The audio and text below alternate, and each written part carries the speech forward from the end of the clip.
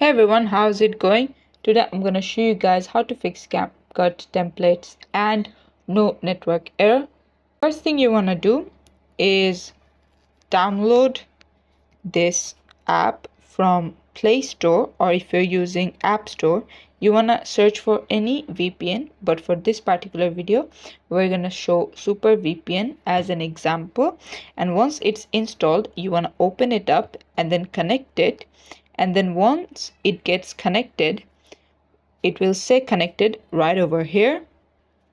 You want to go back and then into Capcut, long press, go to app info, storage and cache. At first clear the cache and then clear the storage, and then turn off your Wi-Fi or mobile data and then turn it back on, and then head over to Capcut, and that should fix the problem for you. And this is how you can do it. Thanks for watching. Please leave a like and subscribe for more tutorials like this, and I'll see you guys in the next one.